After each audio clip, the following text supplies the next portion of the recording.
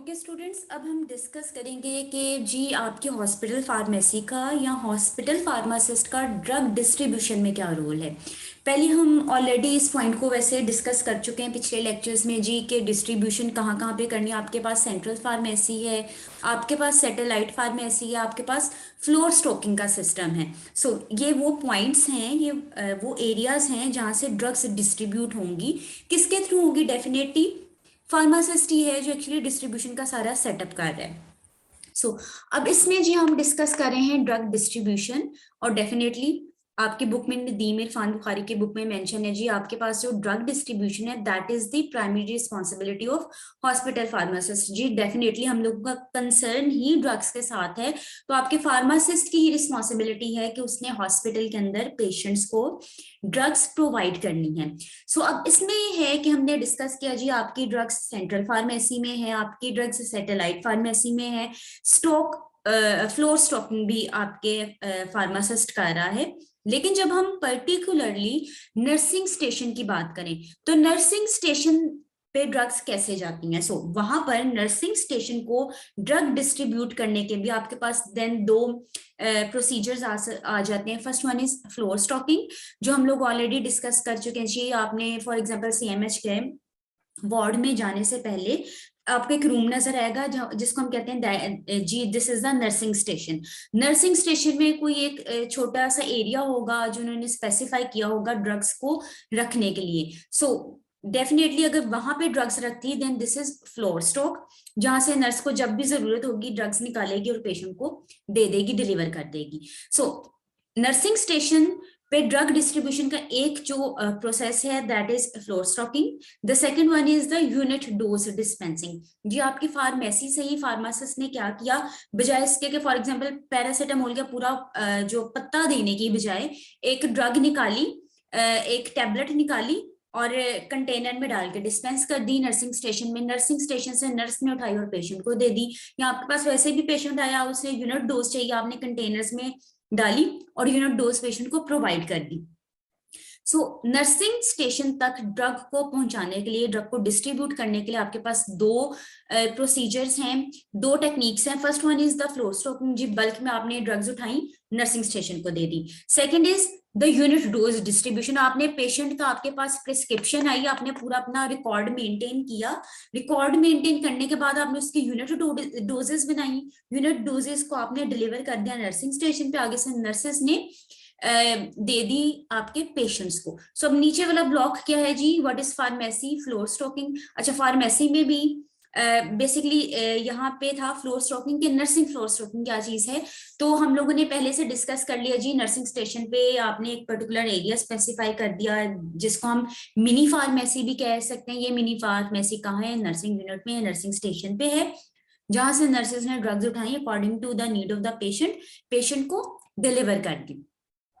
जब floor stroking का आपको पता है जी, जो सिस्टम आपके पास है ट्रेडिशनल सिस्टम है, बड़ी देर से चलता आ रहा है आपके पास, फिर हम लोग थोड़ा सा मॉडिफाई कर गए, टेक्निक्स आ गई, हम लोग यूनिट डोज सिस्टम की तरफ चले गए। अच्छा जी, अब आपने यूनिट डोज डिस्पेंस करनी है, यूनिट डोज को रखना किसमें? फॉर एग्जांपल जी आपके पास टैबलेट्स हैं, अब आपके पास मार्केट में फार्मेसीज में भी अवेलेबल है कि डिफरेंट पिल ऑर्गेनाइजर्स हैं। अब ये देखिए, ये ऑर्गेनाइजर है, ये एक कंटेनर है जिसपे लिखा है जी डेज लिखे हुए हैं, संडे मंडे ट्यूसडे वेडनेसडे। अब इसमें 3 बॉक्सेस हैं, 3 कंटेनर्स हैं, मॉर्निंग के लिए, इवनिंग के लिए, ठीक है। 3 कंटेनर्स हैं। आपने जी जितनी डोज चाहिए, 3 टाइम पेशेंट ने डोज चाहिए उसको, आपने तीनों जी अलग अलग डोजेस डाली और पेशेंट को डिलीवर कर दी। पूरे वीक के आप अपनी टैबलेट्स इसमें डाल के रख सकते हैं। देन ये एक और कंटेनर है जी, अब ये देखें, ये कंटेनर है जिसको ट्वाइस डोजेस चाहिए, ये वाले कंटेनर यूज कर सकते हैं। देन ये और आपके पास एक ऑर्गेनाइजर है जो 4 टाइम मेडिसिन लेते हैं, इसके अंदर 4 आपको कंपार्टमेंट्स मिल रहे हैं इस ऑर्गेनाइजर के अंदर। देन अगेन ये 2 कंपार्टमेंट्स वाला आपके पास ऑर्गेनाइजर आ गया। फिर इसके ऊपर वीक के डेज भी मेंशन है। जरूरी नहीं एक वीकली ऑर्गेनाइजर आप लें, एक डेली ऑर्गेनाइजर भी ले सकते हैं आप, जिसके अंदर जस्ट एक आपको कंटेनर मिलेगा, या एक कंटेनर है उसके अंदर 2 या 4 कंपार्टमेंट्स भी मिल सकते हैं according to the need of the patient. Then ये एक और ऑर्गेनाइजर की आपके पास फिगर आ गई। देन अभी आप देखें, मैंने कहा था आप सिंगल डोज कैसे डिस्पेंस करेंगे। सिंगल डोज के डिस्पेंसिंग के लिए ये आपके पास कंटेनर आ गए जिसके अंदर सिंगल कंपार्टमेंट है आपके पास। अच्छा, अगर आप इन ऑर्गेनाइजर्स को गौर करें कि अगर आप अपनी फार्मेसी से किसी पेशेंट को एक यूनिट डोज दे रहे हैं तो डेफिनेटली कंटेनर में डाल के दे रहे हैं, तो ये चीज का एक आपके पास कह लें कि एक नुकसान ये है कि अब इसने कॉस्ट को एनहेंस कर दिया। कॉस्ट ऐड करनी पड़ेगी आपको पेशेंट के बिल के अंदर इस कंटेनर की, तो ये एक तरह से आप ड्रॉबैक इसका कह सकते हैं। दूसरी तरफ से इसका एडवांटेज क्या है जी, एट लीस्ट पेशेंट की जो मेडिसिन है वो वेस्ट नहीं हो रही, जितनी उसे रिक्वायर्ड है उतनी यूनिट डोजेस में उसके पास जा रही है। अब ये डायग्राम जी क्या रिप्रेजेंट कर रही है कि आपके पास मेडिसिन है, लिक्विड में है, दैट इज बेनाड्रिल। बेनाड्रिल को भी डिस्कस करते हैं। बेनाड्रिल की डोज हमने डिस्पेंस करनी है, सिंगल डोज डिस्पेंस करनी है, तो जी आपके पास लिक्विड कंटेनर्स आपके मार्केट में अवेलेबल हैं।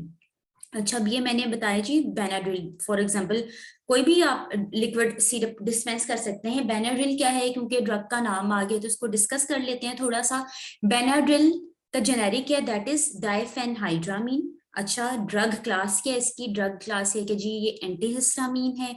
इंडिकेशन क्या है, इंडिकेशन मीन्स किस पर्पस के लिए आप इसे यूज कर रहे हैं, तो जी मेंशन है, रेड में हाईलाइटेड है। वाटरी आइज के लिए, स्नीजिंग के लिए, रनी नोज के लिए, एलर्जीज के लिए आप इसे यूज कर सकते हैं। कॉमन कोल्ड के लिए इसे आप इस्तेमाल कर सकते हैं। देन जी हम लोग वापस अपने टॉपिक की तरफ आते हैं। हम लोग डिस्कस कर रहे थे कि नर्सिंग स्टेशन पे ड्रग को डिस्पेंस करने के लिए आपके पास फ्लोर स्टॉकिंग की टेक्निक है। सेकेंडली जब लेटेस्ट टेक्निक आपके पास आती जा रही है that is unit dose dispensing. पहले से हम डिस्कस कर चुके हैं जी, फ्लोर स्टॉकिंग में हम लोग बल्क सप्लाईज प्रोवाइड कर देते हैं, ज्यादा क्वांटिटी में आपकी ड्रग प्रोवाइड कर देते हैं नर्सिंग स्टेशन को। जब भी नर्स को जरूरत होती है वो ड्रग को निकालती है, मेडिसिन को निकालते हुए पेशेंट को डिलीवर कर देती है। यूनिट में क्या है जी, अब यूनिट सिस्टम आपके पास इसलिए अच्छा सिस्टम है, एक तो इसने जी बल्क सप्लाईज को रोक दिया। ठीक है, आपको इतने बजट की जरूरत नहीं है, आप जी अपने डायरेक्ट सेंट्रल फार्मेसी से यूनिट डोज डिस्पेंस कर दें नर्सेस को।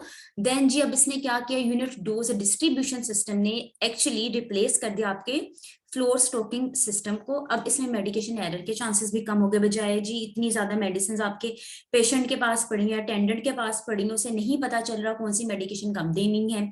और दूसरी बात ये आपके पास प्रिस्क्रिप्शन आई, फार्मासिस्ट के पास प्रिस्क्रिप्शन आई, उसने यूनिट डोज डिस्पेंसिंग करनी है जी, बार बार प्रिस्क्रिप्शन उसकी नजर से गुजर रही है, वो उसमें एरर्स चेक करेगा कि डोज का एरर तो नहीं है, डोजेज फॉर्म का एरर तो नहीं है, फ्रीक्वेंसी ठीक इंडिकेट की गई है।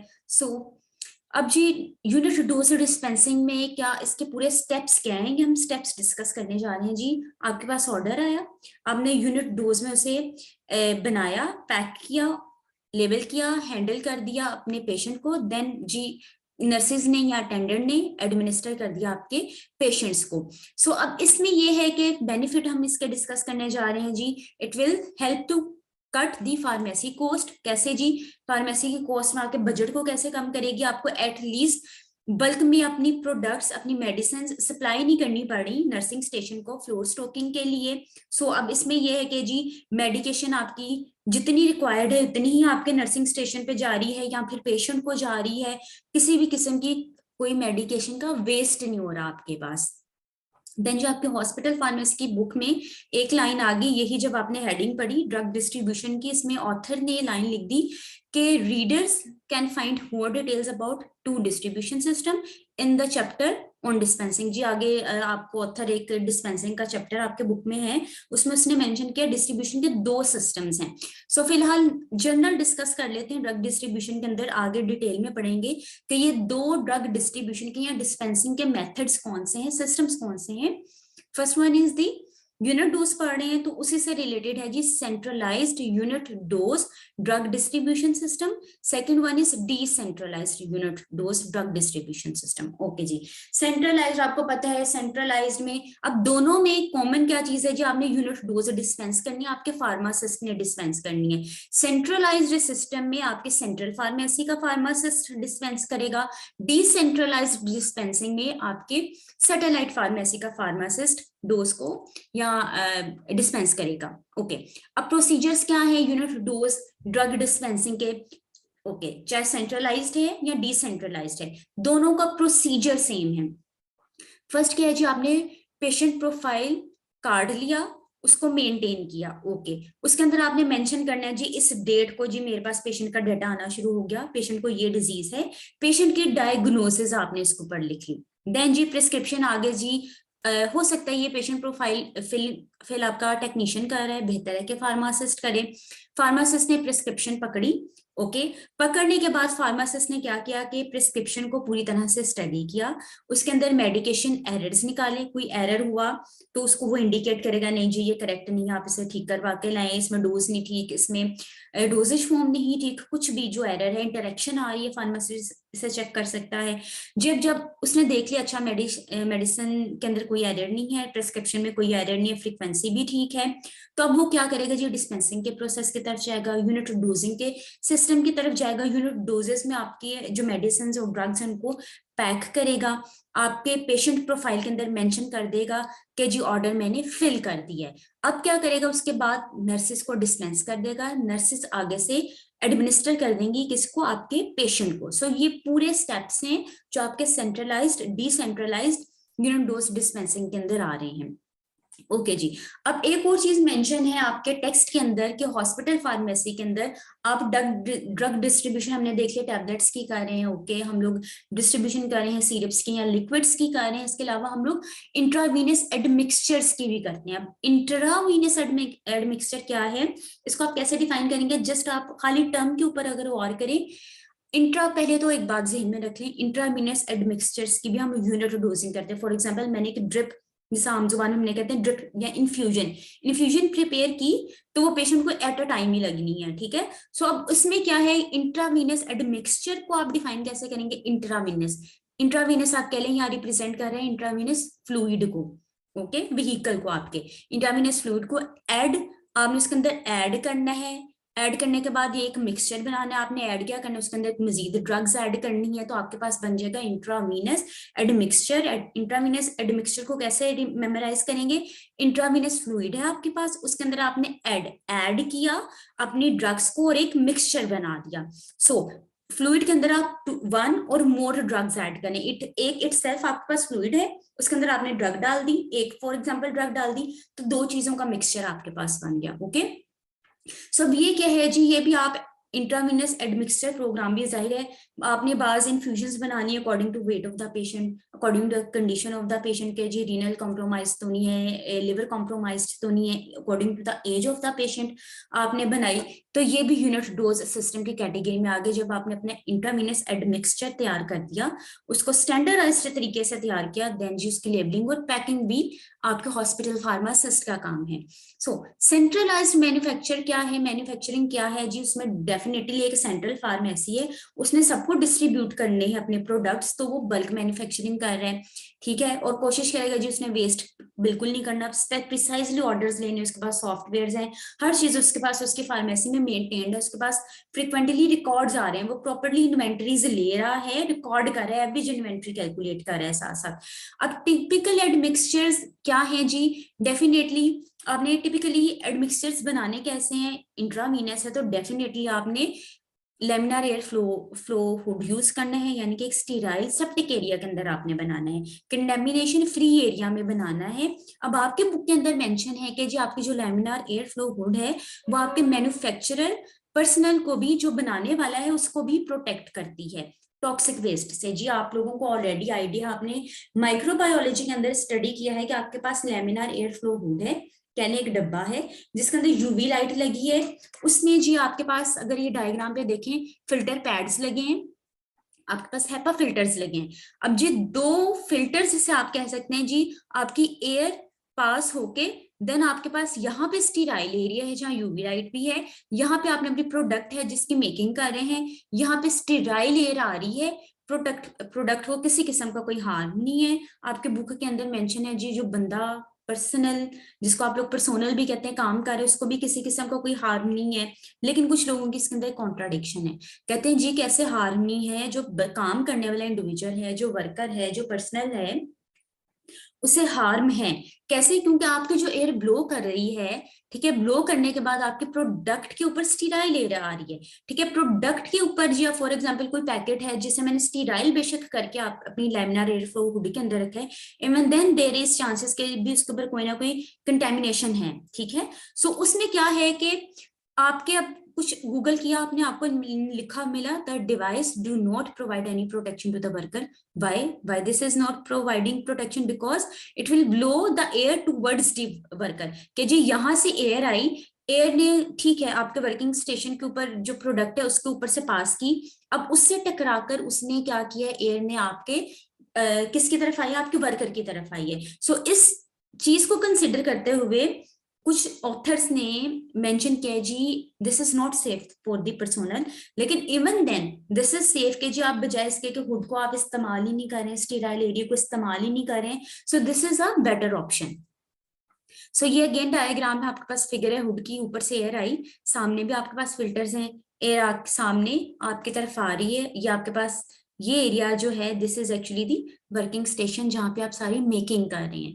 दोबारा से इंट्रावीनस एडमिक्सचर की डेफिनेशन पढ़ लेते हैं। मिक्सचर है इट मींस कॉम्बिनेशन है, this is combination of one और मोर स्टेराइल प्रोडक्ट्स, क्योंकि इंट्रावीनस है तो स्टेराइल का वर्ड यूज करेंगे, that is added to the IV fluid. जैसे कि मैंने पहले डिस्कस किया था, आपके पास आईवी फ्लूइड है जिसके अंदर आप ऐड करें, क्या ऐड करें, एक या एक से ज्यादा स्टेराइल प्रोडक्ट्स या फिर ड्रग्स। अच्छा, और डेफिनेशंस आपको क्या मिल रही हैं इंटरनेट के ऊपर, उसमें उन्होंने स्पेसिफाई कर दिया कि ये आईवी फ्लूइड की क्वांटिटी कितनी है। जी आपका आईवी एड मिक्सचर कॉम्बिनेशन है ऊपर की तरह ही, जिसे ऊपर डेफिनेशन पड़ी, एक या दो स्टीराइल प्रोडक्ट्स का जिसको हम ऐड कर रहे हैं 50 ml 50 ml के आईवी फ्लूइड के अंदर for the parenteral administration, okay, ताकि आपकी ब्लड स्ट्रीम के अंदर जाए। अब दोनों डेफिनेशंस में डिफरेंस क्या है कि जी फर्स्ट डेफिनेशन के अंदर हमने आईवी फ्लूइड की क्वांटिटी मेंशन नहीं की, लेकिन जब आपने आर्टिकल्स पढ़े, गूगल किया, तो कुछ लोगों ने डिफाइन कर लिया है कि जो आईवी एड मिक्सर है वो जिसमें एट लीस्ट आपके पास 50 ml का आईवी फ्लूइड मौजूद है। अब आईवी फ्लूइड एडमिक्सचर की एक एग्जांपल देख लेते हैं, कॉमन सी एग्जांपल है ये। फॉर एग्जांपल आपके पास कीमोथेरेपी के कैंसर के पेशेंट्स आते हैं, आप उन्हें ड्रग्स देते हैं। आपको ऑलरेडी पता है, आपने फार्माकोलॉजी में पढ़ा है कि आपकी जो एंटी कैंसर ड्रग्स हैं उनका मेजर एडवर्स इफेक्ट है नोजिया एंड वॉमिटिंग। अच्छा जी, नोजिया और वॉमिटिंग की प्रिवेंशन के लिए हम लोग अपने हॉस्पिटलाइज्ड पेशेंट के वो जी क्या एक ड्रग देते हैं, ओडेन सेट्रोन। अच्छा, ये जो जोफ्रान है ये बेसिकली एक आपके पास ब्रांड है। सो ओडेन सेट्रोन हमने पेशेंट को दी, इसके ड्रग क्लास के है, this is serotonin type 3 receptor antagonist. अगर आपने सीएनएस की फार्माकोलॉजी पढ़ी है तो आपको इसका मोड ऑफ एक्शन इजीली समझ आ जाएगा। सो अब ये जी मेरे पास ड्रग आ गई ओडेन सेट्रोन। अब इसके अंदर आप देखें जी इसके डिफरेंट रूट ऑफ एडमिनिस्ट्रेशन है। हम लोगों के पास पेशेंट आया, कैंसर का पेशेंट था, हमने उसको नोजिया और वॉमिटिंग के लिए इन्फ्यूजन लगानी है इसकी। अच्छा, एक एग्जांपल देख लेते हैं, इन्फ्यूजन की एक डोज हम सिलेक्ट कर लेते हैं और कैसे आपका जो है फार्मासिस्ट उसको डिस्पेंस करे, इसको भी चेक करते हैं। अच्छा जी, यहाँ पे वैसे तो इंट्रावीनस रूट भी है, इंट्रामस्कुलर इंजेक्शन भी है, लेकिन हम लोग आईवी एड मिक्सचर पढ़े, हम लोग इन्फ्यूजन की बात करते हैं फिलहाल। जी ये मेरे पास सबसे पहले आपने क्या किया, टेबल नहीं यूज करना, लैमिनार एयर फ्लोर हुड के अंदर, ठीक है। यहाँ पे जस्ट इधर टेबल यूज किया गया, आप टेबल यूज नहीं करें, आप लोग हुड के अंदर बैठ के अब प्रॉपर मेकिंग कर रहे हैं जी। रिकमेंडेड डोज फॉर एग्जांपल मैंने कैलकुलेट कर ली, मुझे 10 ml चाहिए, 10 ml चाहिए वाइल में से, ये मेरे पास फाइल है, इसमें से मैंने 10 ml निकालने। तो मैंने जब पीछे जनाबे वाला अपनी ये वाइल देखी तो उसमें मेंशन था कि 20 ml के अंदर 40 मिलीग्राम, इट मींस 1 ml के अंदर 2 मिलीग्राम आ रहा है। सो अब जी मैंने जब 10 ml इस वाइल में से निकाला तो मेरे पास डोज कितनी आ गई, कितने मिलीग्राम की, 20 मिलीग्राम्स आ गए। अब मैंने जी क्या किया, सबसे पहले तो लैमिनार एयर फ्लो हुड को, आपको पता है आप लोगों ने माइक्रो में पढ़ा है, उसको रिमाइंड कर दीजिएगा एक दफा कि अपनी हुड को आपने स्टीराइल किया, आपने हुड ऑन किया, आपने यूवी लाइट ऑन की, फिल्टर्स आपने ऑन किए, आफ्टर भी सारे प्रोसेसेस अब आपने डेफिनेटली खुद भी आपने प्रॉपर प्रोटेक्शन अपनी की है, ग्लव्स पहने हैं, सारे पूरी किट पहनी है, अब आप मैन्युफैक्चरिंग कर रहे हैं जी। मुझे आईवी एड मिक्सचर बनाने हैं, मुझे 10 ml चाहिए, मैंने 10 ml वाइल से निकाल लिया, ओके जी। इससे पहले मैंने अपनी प्रोडक्ट्स अपनी हुड में रखने से पहले स्टीराइल भी की थी, ठीक है। सो अब जी मेरे पास दूसरी तरफ आईवी बैग आ गया, इस आईवी बैग के ऊपर आपको एक पॉड मिलेगी, that is the injection port, okay. अब इस इंजेक्शन पोर्ट के अंदर मैं वो 10 ml डालूंगी जो मैंने वाइल से निकाला था, और अब इसके बाद हम इसको पेशेंट को एडमिनिस्टर करेंगे। So this was the role of hospital pharmacist in drug distribution.